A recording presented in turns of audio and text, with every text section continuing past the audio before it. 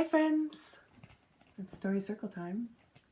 Today we have a book about an animal we talked about in our lesson today, a raccoon. Little Raccoon Catches a Cold. Written by Susan Canisares and illustrated by Christopher Denise.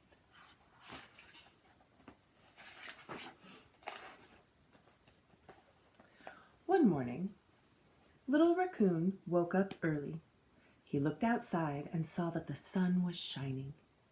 He took a deep breath and smelled the woods. He knew right away that it was a perfect day to go outside to play. So he hopped out of bed very quickly and got dressed all by himself. He ran downstairs as fast as he could. Just as he reached the door, he heard his mother call out, "Little Raccoon, where are you going?" "Outside to play," cried Little Raccoon.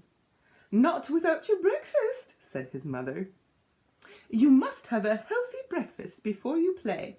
If you don't, you might catch a cold." So Little Raccoon sat down and had cereal, toast, and juice. When he finished, he jumped up to run outside.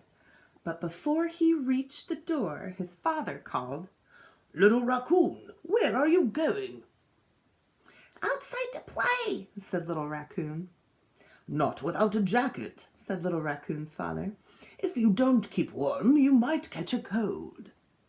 So Little Raccoon ran back up to his room and put on his favorite blue jacket. Now he was ready. Little Raccoon ran downstairs and almost bumped right into his friend, Red Squirrel. "Let's go puddle splashing," said Red Squirrel. Just as they started to go, Little Raccoon's big brother called, "Little Raccoon, where are you going?" "Puddle splashing," he answered. "Not without your boots," said Little Raccoon's big brother. "If you don't keep your feet dry, you might catch a cold." Little Raccoon looked down and saw Red Squirrel's green boots. So Little Raccoon stomped back upstairs to find his. He looked in his closet. They weren't there. He looked under his bed. They weren't there. He even looked in his toy box, but they weren't there. He stopped and said, "Wait a minute. What if I can catch a cold? I'll trap him and put him in a box and lock him up tight."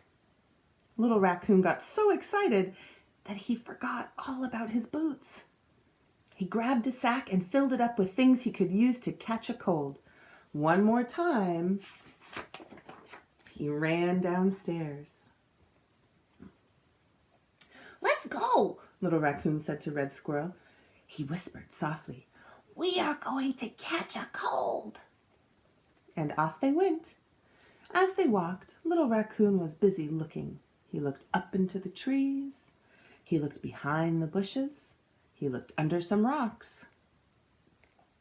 "What are you looking for?" Red Squirrel asked. "We're looking for a cold," Little Raccoon answered. "and I'm going to catch him with this." Little Raccoon reached deep inside his sack and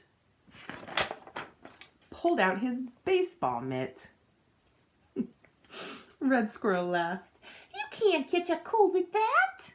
"Oh, yes, I can," cried Little Raccoon. "Wait and see." And he started to run around, holding his baseball mitt high and waiting for a cold to fly by. Red Squirrel just watched. Then he ate his lunch. Finally, he said to Little Raccoon, "You didn't eat any lunch. You can't catch a cold. Let's go puddle splashing." "Not yet," said Little Raccoon. "I'm going to get that cold, and I'm going to catch him with this." So he reached deep inside his sack and pulled out a butterfly net. Red Squirrel laughed so hard he almost fell over backwards. "You can't catch a cold with that." "Oh, yes, I can," cried Little Raccoon. He took his jacket off and ran around, swinging his butterfly net. But Red Squirrel was tired of watching Little Raccoon. I'm going puddle splashing myself, He said. He walked down to the edge of the stream. Here I go, He shouted. come on, try it. Not me, said Little Raccoon. I'm still looking for a cold, and I'm going to catch him with this. This time, he reached deep inside his sack and, I wonder what he found this time, pulled out his water pail. Red Squirrel couldn't stop laughing. You can't catch a cold with that. Oh, yes, I can, cried Little Raccoon. A cold can hide in the air, but he can't hide in the water. And he leaned down to the edge of the stream to scoop up some water. Just then, Little Raccoon remembered that he didn't have his rain boots on. His feet felt very wet, and he remembered he didn't have his blue jacket on. His arms felt very chilly. Still, he stepped a bit closer to the stream. Before he knew it, Little Raccoon fell right in. Oh, no, cried Red Squirrel, and he rushed to help Little Raccoon get up. Little Raccoon was soaked. I guess you don't want to go puddle splashing anymore, said Red Squirrel. No, said Little Raccoon. And I don't want to catch a cold anymore either. Suddenly, Little Raccoon started to shiver. By the time they got back to his house, Little Raccoon couldn't stop shivering. Waiting at the door was his father. Little Raccoon, you are soaking wet. Where is your jacket? Little Raccoon wanted to say that he was trying to catch a cold with his water pail, but before he could answer, his father scooped him upstairs to his room and helped him put on his striped pajamas. Little Raccoon's big brother walked in. He gave Little Raccoon a hug and rubbed his feet. Little Raccoon, he said, your toes are so cold. Didn't you wear your boots? Little Raccoon wanted to say that he was trying to catch a cold with his butterfly net, but before he could answer, his big brother scooped him up on his lap and helped him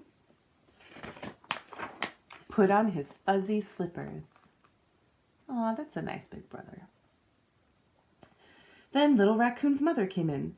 Little Raccoon, she said, you left the house before I could pack up your lunch. Weren't you hungry? Little Raccoon wanted to say that he was too busy trying to catch a cold with his baseball mitt, but he knew that wasn't a good answer. So instead, he opened his mouth wide and let his mother give him a spoonful of hot soup. Thank you. I feel warmer now, Little Raccoon said. Can Red Squirrel and I go back outside? Little Raccoon's father started to say something, but he was interrupted by a great big sneeze. Achoo! Little Raccoon's big brother started to say something, but he was interrupted by another big sneeze. Achoo! Oh, Little Raccoon, laughed Red Squirrel. You couldn't catch a cold with your baseball mitt, your butterfly net, or your water pail. But it looks to me like a cold caught you. That was kind of funny. All right, my friends, I hope you enjoyed the story, and I hope you're having a wonderful day. I will see you later. Bye.